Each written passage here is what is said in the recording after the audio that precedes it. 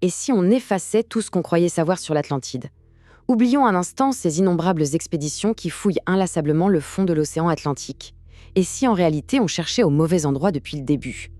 Selon une théorie vraiment fascinante qu'on va décrypter ensemble aujourd'hui, la plus grande civilisation de l'histoire humaine ne dormirait pas sous les eaux glaciales. Non, elle serait là, cachée à la vue de tous, brûlée par le soleil, en plein cœur du plus grand désert du monde. Cette exploration nous emmène tout droit en Mauritanie pour lever le voile sur ce qu'on appelle la structure de Richa, ou plus mystérieusement, l'œil du Sahara. Bon, reprenons depuis le début. Le point de départ de tout ce mystère remonte à environ 2400 ans sous la plume du célèbre philosophe grec Platon. Ce qui est captivant, c'est qu'il ne décrit pas vaguement une cité mythique, pas du tout. Il en dresse un véritable plan architectural avec une précision presque chirurgicale. Il parle très clairement de cercles concentriques qui alternent entre terre et eau, de montagnes protectrices situées au nord et d'une vaste plaine au sud qui s'ouvre sur l'océan. C'est un descriptif extrêmement pointu et c'est exactement cette description qui a servi de carte au trésor pour les explorateurs pendant des siècles. Et c'est là que l'énigme prend un virage radical. Pendant des décennies, la recherche est restée complètement obnubilée par les profondeurs océaniques. Mais pour les partisans de cette théorie alternative, il faut totalement changer de paradigme. L'idée centrale, c'est qu'un changement climatique extrême aurait transformé un paysage qui était autrefois côtier en un océan de dunes. En détournant notre regard de l'eau pour scruter le sable, on pourrait lire ces anciennes légendes sous un jour complètement nouveau. Ce paysage aride garderait en fait, de façon très silencieuse, les cicatrices d'un passé oublié. Alors quand on superpose le texte antique de Platon et la réalité géologique moderne, eh bien le mystère s'épaissit sacrément. Vue depuis l'espace, la structure de Richat présente une ressemblance troublante avec ce vieux récit. On y voit des anneaux parfaits gravés directement dans la roche. Mais ce n'est pas tout. La topographie mauritanienne tout autour correspond trait pour trait à la légende. On retrouve bien un relief montagneux au nord et une immense plaine balayée par les vents au sud. Cette correspondance géologique s'aligne d'une façon presque déconcertante avec une description vieille de plusieurs millénaires.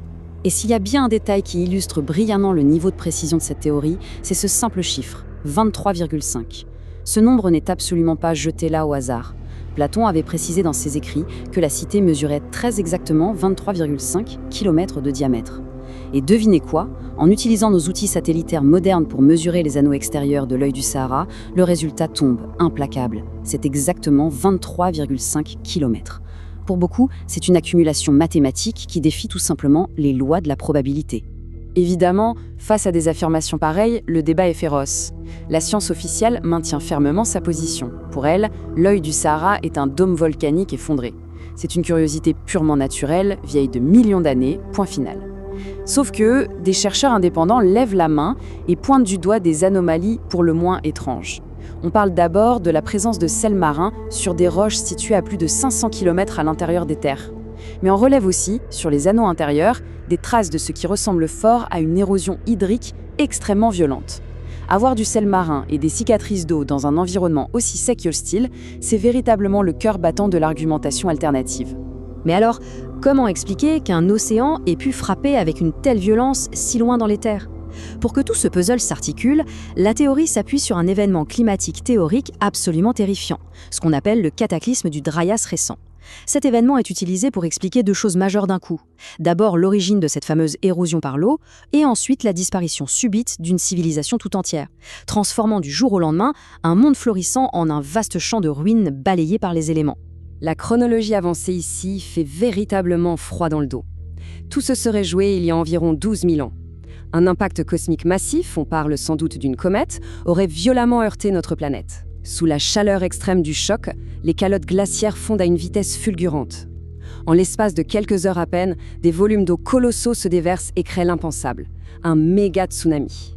Des vagues titanesques de plusieurs centaines de mètres de haut viennent s'écraser sur l'Afrique de l'Ouest, ravageant tout profondément dans les terres. Selon ce scénario apocalyptique, il aura suffi d'un seul jour et d'une seule nuit pour anéantir une civilisation tout entière, engloutie sous la boue et les flots.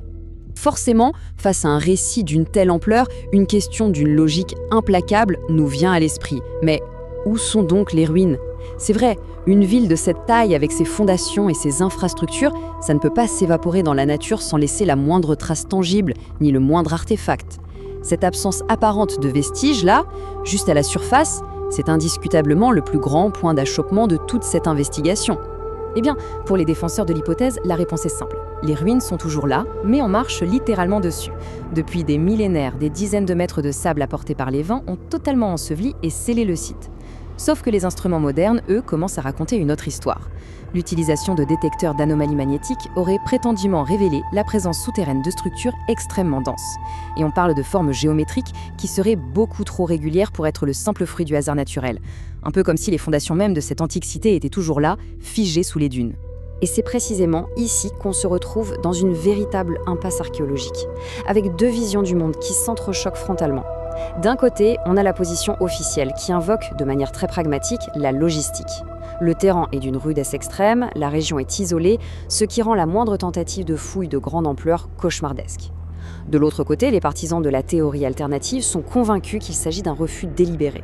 Pour eux, on ne veut pas creuser parce que déterrer de telles preuves forcerait purement et simplement le monde scientifique à réécrire toute la chronologie de l'évolution humaine depuis le début.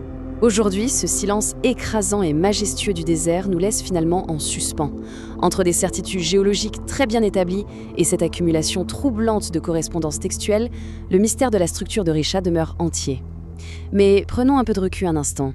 Si un tel pan de l'histoire a véritablement pu rester caché sous quelques mètres de sable pendant des millénaires, une ultime question s'impose.